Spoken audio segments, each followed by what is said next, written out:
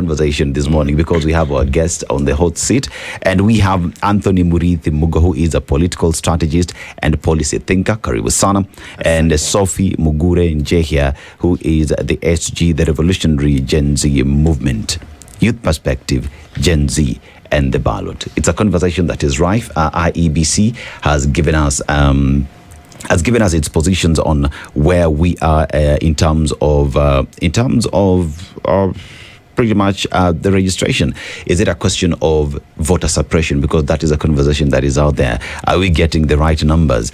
And the Gen Zs, why are they not turning out to vote, to register as voters in the coming election? But before that, let's go to Mauritania. Today we are in Mauritania. So before we get to the conversation and the hot seat, lazima tuwapatie kazi. We are in Mauritania, a country that is big on matters to do with extractive economy. You know, and when we are here, so you talk about copper, you talk about iron ore that they do have, and a country with all this still considered to be a poor country. How that happens baffles, but perhaps it is something that the country needs to do to ensure that it gets to a level where it is not poor. Patience is the key to relief, is the proverb. Ladies, go first. Patience is the key to relief. I think good things take time. Yeah. In a nutshell. Short and easy.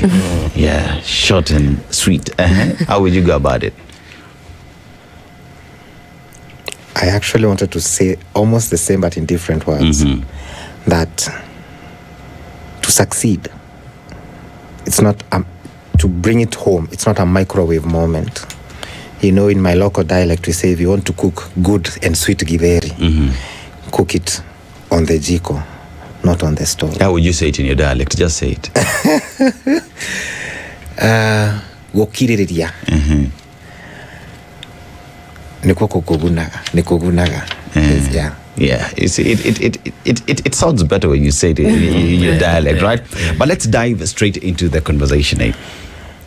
So the IEBC has come out and said it needs to register some 6.3 million Kenyans, and all these majority of them, the young people, you know, who needs to get into the voters register ahead of the 2027 election. But what we see is the voter turnout is low. Even if you look at the recent release, a report by IEBC, we're talking about some 70,000 Kenyans who are turned out. First of all, in your own assessment, is that the correct number? And if it is, why aren't the young people coming out to register as voters? Shida iko wapi? Lady goes first. Well, I think the numbers are a bit higher than 70,000. Let's say 90,000. That is what they gave us recently. But it is good to remember that they are doing, of the 6.3 million, they plan to do that in 3 phases. They don't plan to register 6.3 million at once. So within their first phase, which is from the moment they started in September up to December, that they plan to do 10% of the 6.3 million, which is around 630,000 voters. Then on the second phase, which is 2026, they said they plan to do 40%, which is around 2.5 million. And the third phase, which is the last phase as we approach the elections, the other 315,000 voters. But it is also good to note that there are things that the IEBC needs to do to make that possible. For instance, you're telling us to go and register at the IEBC offices in the constituency level. I'm a young person, I'm jobless, I don't have a job. And for me to get to that constituency office, I need transport. So who's giving me that money? Am I going to eat, or am I going to spend time going to the IEBC office to register? You're not advertising on media stations, tell people that, hey, voter registration is ongoing and it's continuous, come. You're not doing that. We're not having posters. So really, how do you expect the numbers to go up, and you have not exhausted all mechanisms to ensure that information is properly dispensed to the masses?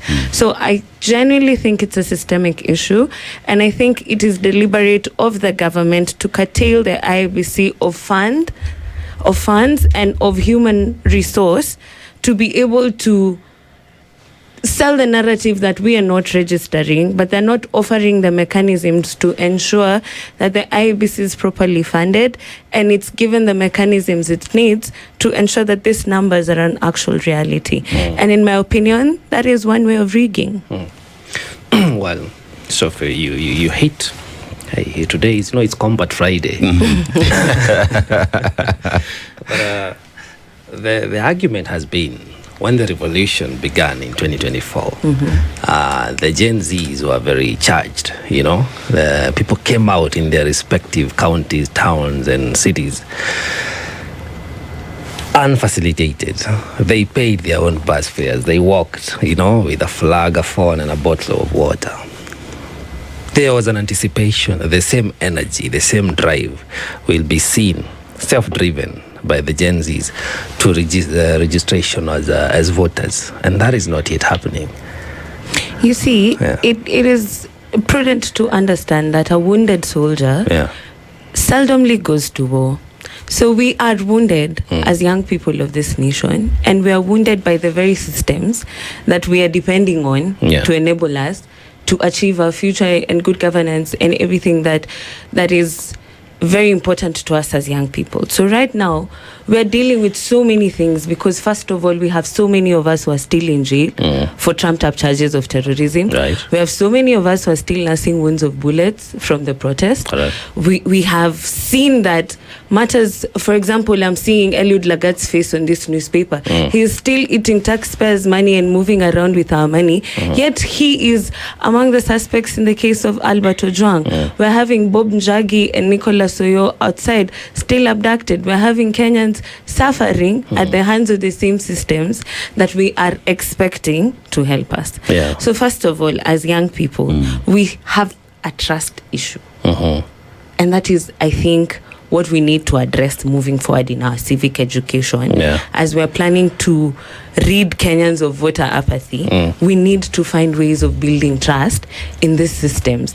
And just because we are wounded, just because a lion has been rained on, don't mistake it for a cat. So, still a lion. Anthony, I hear Sophie speak and a wounded soldier, IEBC not doing voter education, advertising, registration exercises taking place in their offices, and it is making it difficult for would-be new voters to come out and go do that. Is there a case in that argument?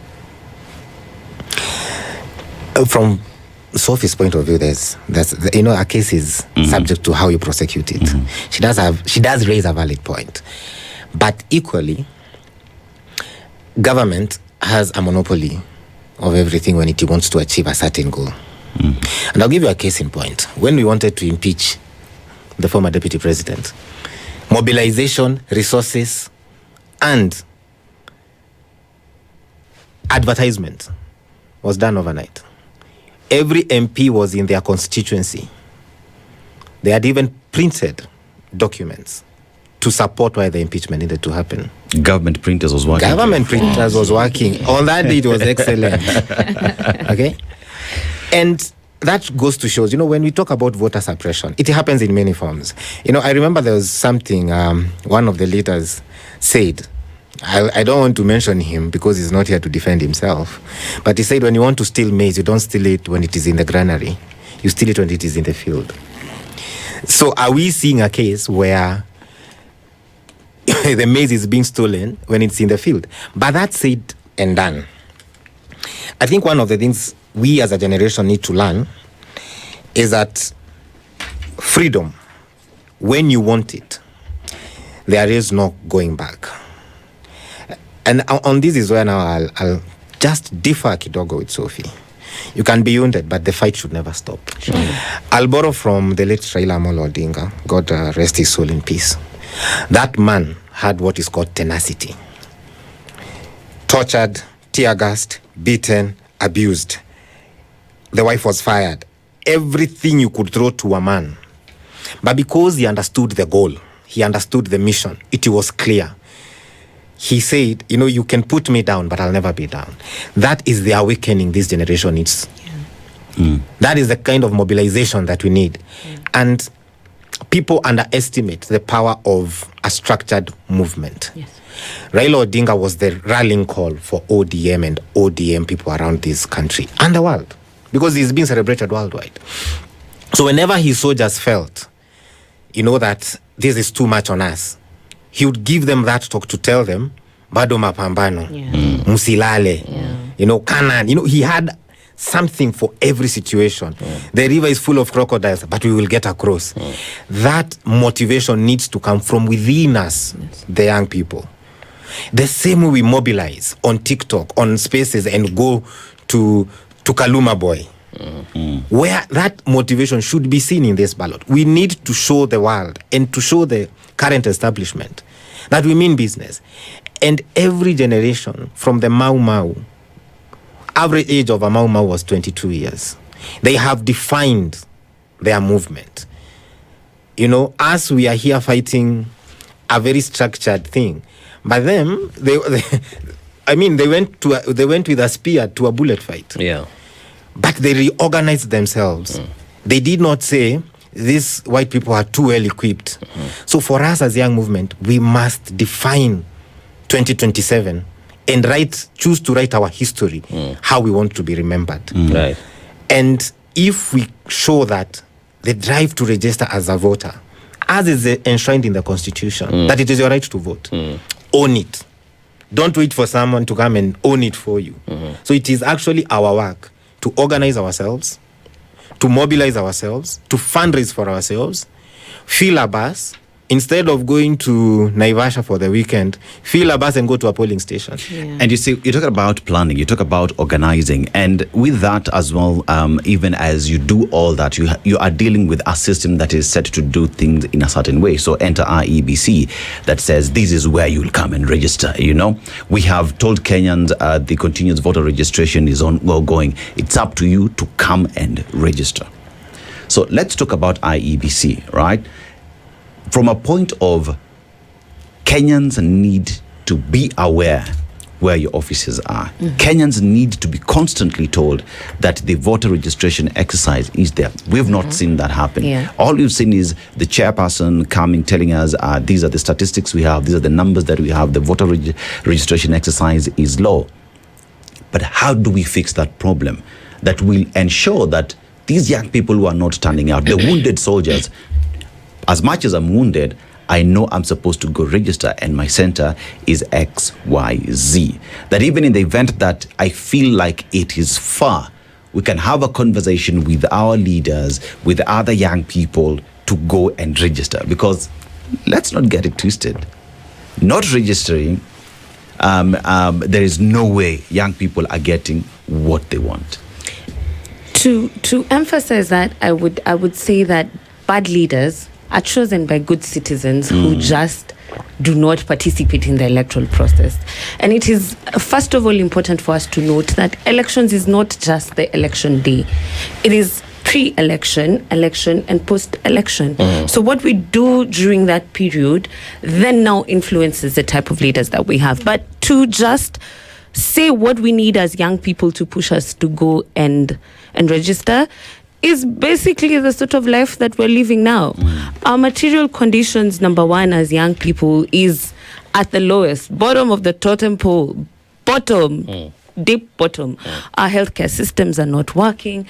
Our education systems are not working. And who are the young parents, by the way, right now? It is us. Have you seen the fee structure for people who are going into junior secondary? Yeah, 53K. It's crazy. Like 53K is what the government has said. Yeah. We have not spoken about what the school will give you in terms of at a development, at a lunch, at a what. Yeah. So, for instance, let me just take an example of Nairobi and Kiambu counties. Nairobi County is literally, we are the city, but we are the dirtiest. Like, dirt has slowly encroached into our city. Siamese twins, eh? There is no street lighting. Yeah. So 24-hour economy has been killed by lack of lighting, which encroaches insecurity into our economy. So if these are not motivating factors Yes. for us to come out. Let's talk about those who are on pay slip, like you guys. You're being taxed, housing levy. So far, housing levy has collected 100 billion, and we only have 1,400 units that have been given to Kenyans, yet we were told we'd be having 250,000 units per year. If that is not motivation enough for you to go and register as a voter and demand to remove this government out. Yesterday, Kiambu County healthcare workers have been on strike for 6 months. Right. 6 months. Yesterday, the governor and his officers chose to throw dirt at one of the stages in bid to steal that stage area. Like Nairobi, everywhere these days is a stage. Like, people are lining up in the middle of the road. Like, the road is just becoming small. There's a section in Mathare. The garbage has taken half of the road, literally. Yeah. Like, if these are not motivating factors for us to wake up and register as voters, I don't know what is. But Sophie, well, Combative Friday, you are the SG of the revolutionary Genz movement. Yes. You are well woke to Yes. the situation that Yes. the country is in, Yes. as you well articulated. But then, what is the movement doing beyond being angry? Because there is the anger, and yes. That is well deserved, Sure. and it should be a motivating and a driving force. What is the movement doing beyond the anger? Or are the Gen Z so angry that we have forgotten that the only way the revolution will succeed is on the ballot? So what, as a movement, what are you trying to coordinate? What are you trying to inspire? What are you trying to spur so that the revolution stays alive and it comes to life come 2027 through the ballot? Because there is no shortcut, according to our constitution, that as disgruntled as we all may be, if we do not participate in this discourse, and you rightly say, it's not about the voting day.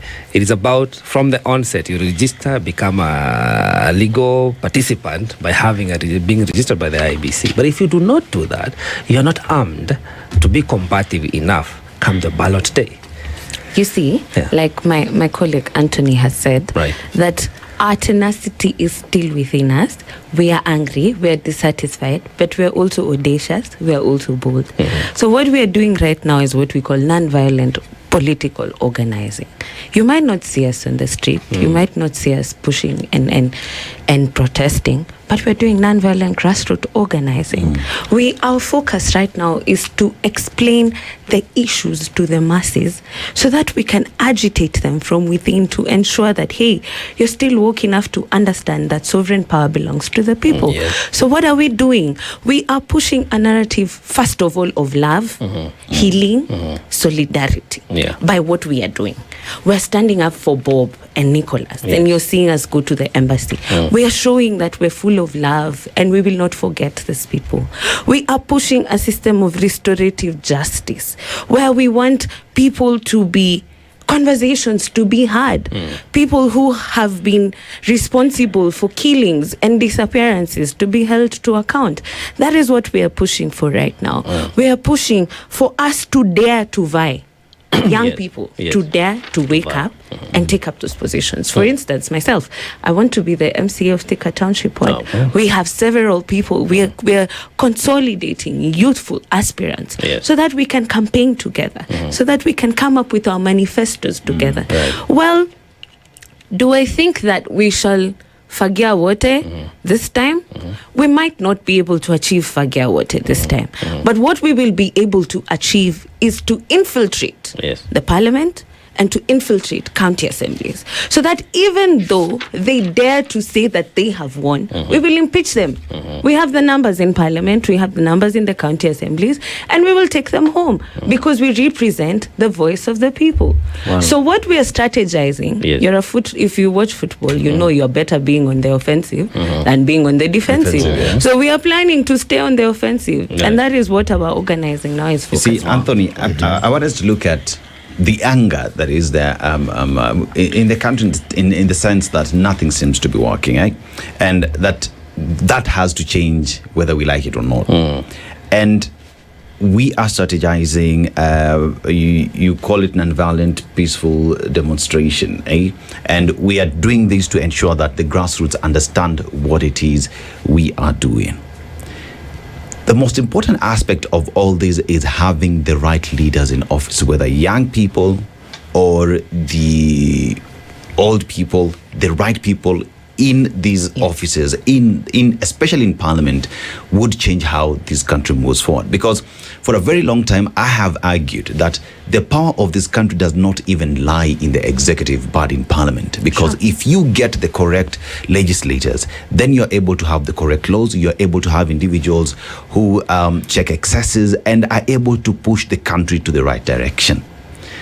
So in terms of ensuring that that is the message that people understand, that powers lies in the National Assembly and that we need the right people. I heard Rigathi Gachagua the other day say, do not elect someone because they belong to a single mother. That is not a criteria to use for voting someone into the National Assembly. Are we having these discussions openly to make people understand that we need people who can read, draft and understand what it is they're passing in the National Assembly? You asked a fantastic question. I was actually just waiting for that question to come in. You know, Sophie here is vying for MCA. I, on the other side, I do work with the opposition closely to form up a strategy of how do we get the youth into active politics across all the seats. Across all the seats. And one thing you will notice is that all political parties, I'll not talk for the government, but all political parties in the oppositions have reviewed their entry fee. And this is deliberate on us in the opposition to encourage young people to enter into the political space. Why is this fee being reviewed?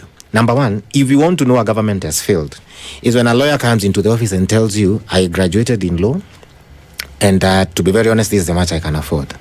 So we do have the good brains out there.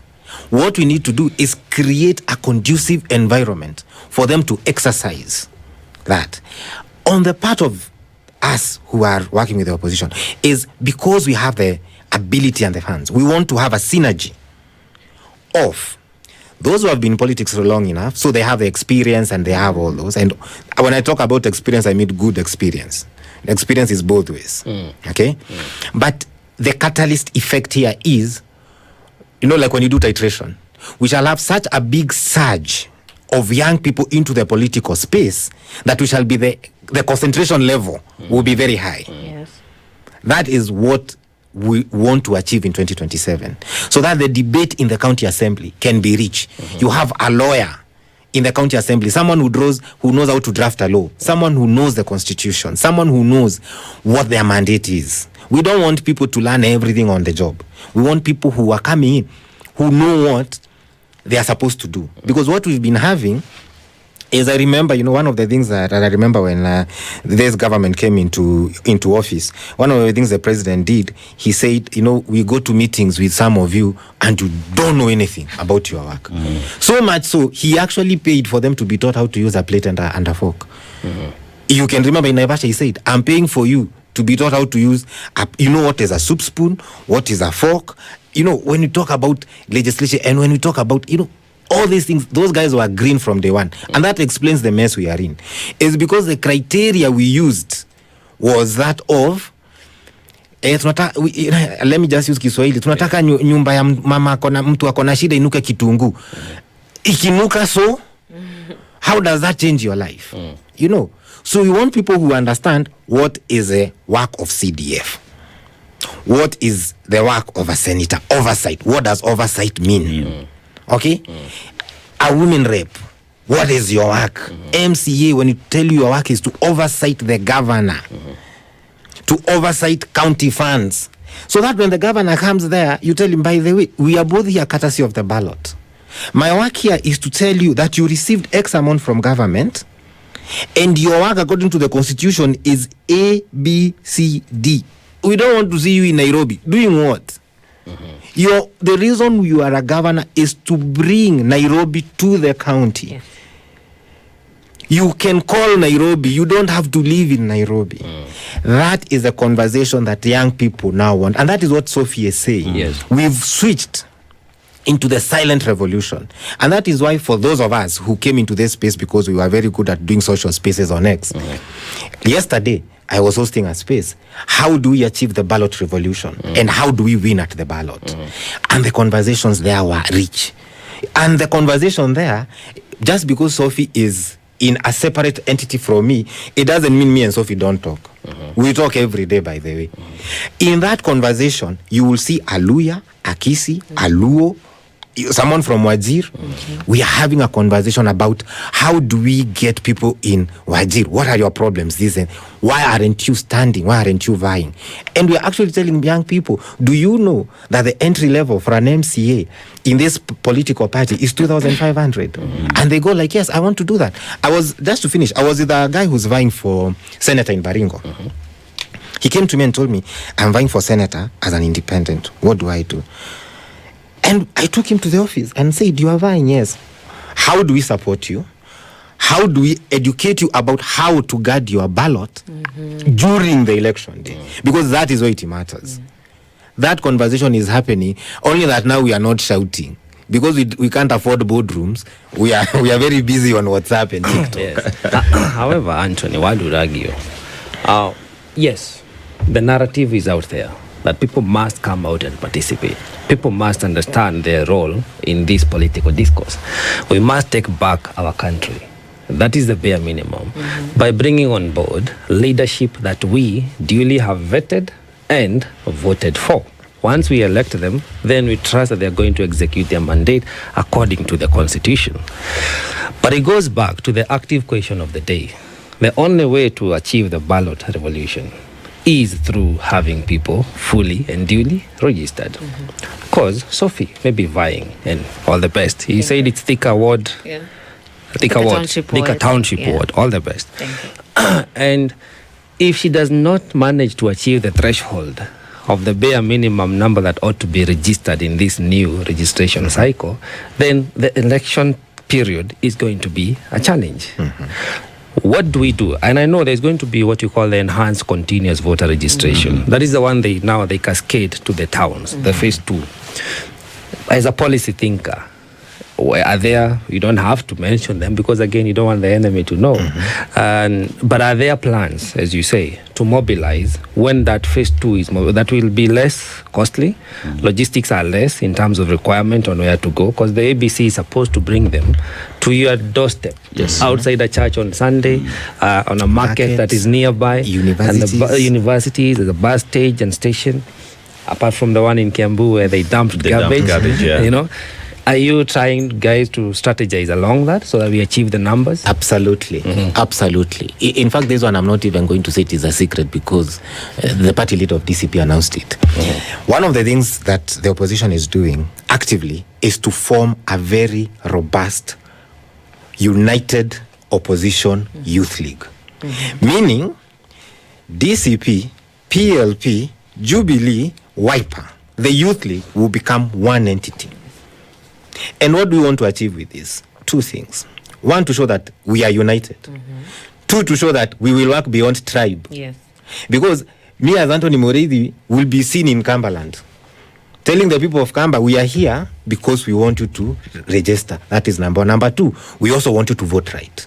So this United Youth League is going to come out in a very big way. We are going to mobilize in a way that has not been seen in this country. And we are very serious about it. And by the way, this government has done so many blunders. Even if you told them the thief is coming tomorrow, they will still blunder at the gate. They will still leave the gate open. You get? I'm not underestimating them. But if you want to know that a country or a person has lost his way, is when you say people in this country don't dream right. People in this country are not optimistic. I mean, you can take away everything from us, but now you're even interfering with our dreams. You want to say we don't know how, we can't control our own dreams. We are average thinkers. So, you know, the assumption is Kenya did not exist post 2022. Yeah. We became a republic the other day, so we don't know how systems work. Yet, the people we were telling are not ambitious.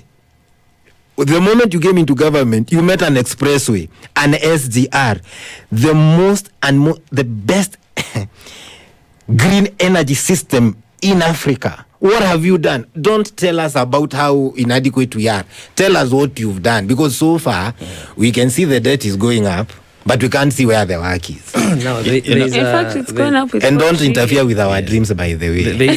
There's a challenge there, Anthony, because you said you're in the opposition. Yes. And a lot of Kenyans, we are saying that the opposition is we, the people.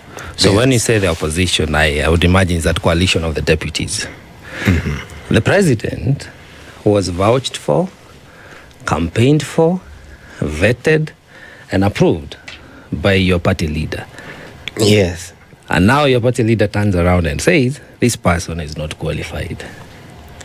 A lot of youth don't have faith in that narrative. We do appreciate the president has failed to deliver.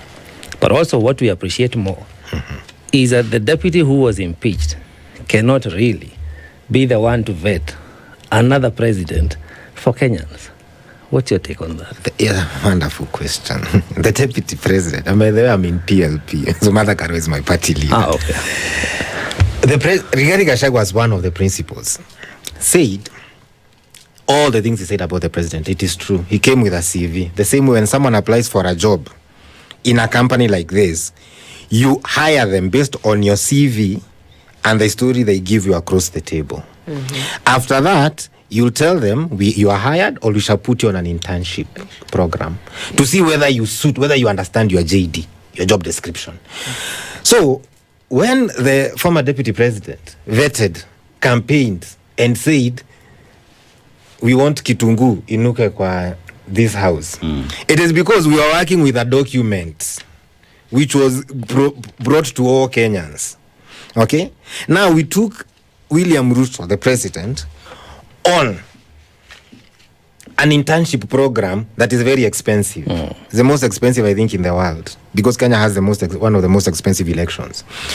And after he failed, Ruto is a classic example. He said, now you failed, but because you are there constitutionally and I cannot remove you, the same energy I used to put you there is the same energy I'll use to remove you. And he's not doing this as an individual now. He's saying collectively, young people, old people, millennials, Gen Alphas, people in the diaspora, we all now come together and agree that this vetting now needs a broad-based approach. Hence the name that you are saying we are the united opposition, where we have all the demographics now represented. The young, the old, the middle class, everyone is represented in this discussion, including the diaspora people, because they form the highest remittance to this country. So they have a big stake and a big say in this conversation. You see, we will have this conversation on how bad Ruto is, how he came in with a CV, but the implementation was bad. You know, we will we will complain over and over again. But if we don't get the solution to it, there is nowhere that people will be headed. So here is a question where I want to look at from a broader perspective, where it is everyone who is in leadership today was a young person at a specific time, and they had the dream of changing this country to be a better place. President William Ruto belongs to YK92. Conversation on what it is, but it was a youth-led movement, you know. Everybody else, you look at their journey towards politics, they started the clamor to leadership as a young people with the dream of making Kenya a better place. Today, as the older generation that we have in the country, what we talk about perhaps is not the dream they had when they were young people. Something changed. And one would say it is based off the influence that they picked from the predecessors that were there before them. As the young people today who want to change the situation in the country, we want things to work, we want services to get to us, we want proper governance, respecting the rule of law. How are we surrounding ourselves with individuals who have good ideals, who are not compromised, who will lead us to Canaan or to Jerusalem, and ensure that we do that in the right way? Are we talking to individuals who have the country's best interest at heart? Because as young people as well, there is no way one would say we are getting there without guidance. Guidance is needed. How are we seeking this guidance to ensure that we do not become the worst examples in our future lives? You see, at the end of the day, bottom line, it comes down to who you are as a person and your values. how you've been raised, what you believe in, what is your belief. I think it is time as Kenyans we start having an approach that is not emotional, but absolutely logical. Right. We need to move from a crowd and a mass that is moved by emotion, and we need to sit now at the table that allows logic to prevail. So if we need, first of all, to stop having serious concentration on one elective seat. We have 5 other elective seats that the intention of these seats was to devolve. He said, bring Nairobi to Mashinani. Right. So if we are not vetting the people who are closest to us, especially like the MCAs, if you're not vetting your MCA, then development will not reach you. So in terms of us, first of all, seeking guidance, it is to first self-analyze. Who am I as an aspirant? Analyze me. Where did I go to school? Who are my friends? What do I do during the weekends? How do I hang out? How do I have fun? Am I a drug addict? Being young doesn't equate being good. Being a woman doesn't equate being good. So first of all, we need to remember that the people in power, the system, they are constantly organizing. They are constantly planning on how they will stay in power. In fact, they are planning so much so that they immediately they got into power, there was an assumption of office bill and transition of the presidency. What does that say? It says that immediately you are said to be the president-elect, you assume powers of the president. So you assume monopoly of violence. You assume signatory rights to read this country dry, the coffers. For 21 days, you can be president before the petitions are dealt with. We need to understand that they are planning, so we are also planning. You need to remember that they said even a car will be a polling station. So how are we planning to guard those votes? And lastly, how are we planning to initiate election reforms and police reforms ahead of this election? So my call, especially to those who are in the united opposition and those who are holding positions of power in parliament currently, because Wiper has MPs in parliament and Senate, DAP has people in parliament. I call them to initiate election reforms that allows social media to actually cover these elections to ensure they are free, fair and secure and verifiable, to initiate reforms that curtail campaign financing, to compel IEBC to actually vet, because IEBC is supposed to vet aspirants, to compel IEBC to actually vet them. And if you're not credible, you're not on the ballot. Right. So what we are trying to say is, we have the numbers. Nice. If even we look at the last election, 8 million Kenyans did not participate. Right. So if we can appeal, number one, to these 8 million voters and give them a candidate who stands out in terms of integrity, in terms of progressive thinking, in terms of forgiveness and love and solidarity and healing, then we first of all have 8 million. Then we tap into the employers and the employees who are disgruntled. Then we come to the youth, the marginalized group, the youth, the women, the people with disability. If we can consolidate all those numbers, then I don't know where Ruto is going to get his votes from. But remember, Yes. there's one curtailing factor. When the census was done, the northeastern area had a problem with their numbers. And I think that is his plan, to manipulate those numbers so much so Yes. that he says that he has the numbers to come back. And But if he dares to steal, there shall be a revolution. You see- And that is given. You see, we are here, and I think it's good that you're now talking about solutions as young people, you Yes. know, because we went to the streets, you know, we know what that happened, what that did. Right now, we young people are injured. We are strategizing silently, but here we are aligning ourselves with the political parties with ideals that we must change. Kenya has to be better. But even while at that, power is never given. Yes. Power is taken. And as the young people understand that power is taken, the only weapon that a young person must have is the vote. And everyone must make sure, including IEBC and government agencies, that the 6.3 million that they are targeting end up to the ballot. But there is even, let me also just throw a spanner in the works. We're talking about 6.3 million. But remember, we have those who are clearing high school. They are not in that that equation.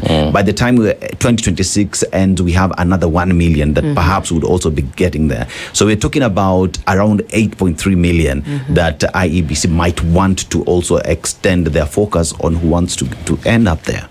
As a young people, do young people understand the power there is in the vote, other than the power of organizing, going to the streets and organizing on the social media?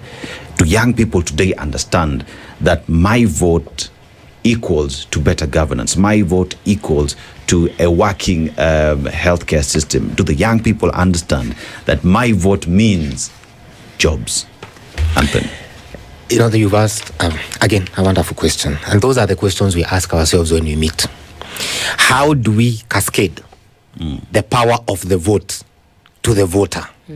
In particular, the new voter. Because if we get it right with the new voter, then we have figured out Kenyans' problems to a large extent. And let me say, you see, when you talk about why we young people are working with the opposition, it is crystal clear why. If you want to cure yourself of any disease, you cannot look at medicine. You have to swallow the medicine. So instead of us being out, we went and said, and let me tell you, for us to work with the opposition, and for me, because I work closely with my party leader, Martha Karua, it is not because, the criteria was not because I was young. The criteria was because what value is Anthony bringing to PLP? Yes. And it was not a soft landing. You've dealt with my party leader. You have to convince her beyond reasonable doubt that you are bringing value to this discussion. So instead of us now looking at government and pointing a finger, looking at the opposition and pointing a finger, we said, let us be part of this conversation. And I want to give you some light. One of the things that has happened in my party is that there are term limits. The same way we are saying the president has term limits, PLP also has term limits now. Why was this necessary? To allow the old to exit, and now they move to what is called the Council of Eminence, the elders. So they don't take part in the running of the party. And to allow young people to come in. But as they are there on that bench of the elders, they mentor these young people. You know, when you get excited, they tell you, now you're getting excited. Calm down. You know, that is what we are doing in the opposition. I don't want to know what other people are doing, but I know what we are doing. Number two, you can see that we have the conversation today on SpiceFM is a progressive one. 2024, when we were here, this was rage. Past rage, now we are talking about how do we get Sophie elected? How do we get the people who will vote for Sophie to vote for Sophie, not because she comes from a poor home, but because Sophie understands her mandate. Yes. She understands her job description. We moved from nyumba inuke kwa kitungu inuke kwa nyumba to the constitution. Well, Anthony, that is good. And we hope this conversation continues because we still have a bit of time to, before we get to the ballot in 2027. And you mentioned something, Sophie, that the only way to participate in a game actively with an attitude of winning is to be on the offensive, not the defensive. So let's hope that Kenyans will understand that if we do not become offensive by owning our vote, by standing out and speaking truth to power, because a lot of injustices continue to happen, then the revolution that we are in may not get to manifest fully. However, we may want to think beyond apathy and a political leadership. Because remember, the regime is just but a symptom of what is ailing us. Our enemy is poverty. You said our material situation of the country and the young people is wanting. So we must find a way to continue the revolution to the ballot and bring economic liberation. What regime are we bringing back? What kind of people do we want to be in office? Really, first of all, is to eliminate the authority of the ruler. And the ruler has understood that he has to keep us poor, he has to keep us hungry, he has to keep us wanting so that he can control us. So if we find a way to eliminate his authority through having our votes, then first of all, we have weakened him. We will be eternal vigilantes. We will not leave him. Whatever he does, we are on his case. We will ensure Kenyans know exactly what he is doing every single day. And lastly, we will love this life and we will love this country more than William Ruto and the Kenya Kwanza organization. We will love it so much so that we will plan and take him home, and Ruto must go, and he will go. Well put. Yes. You know, and with that, I think let's just go through the numbers. So 16,512 Nairobi, those are registered voters. Kiambu 9,917. Machakos 4,026. Mombasa 3,967.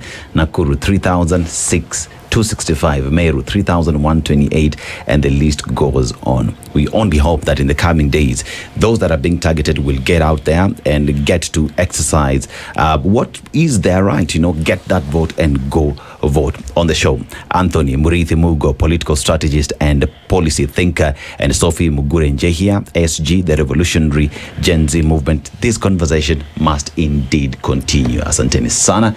This is the Situation Room, the only way to start your day.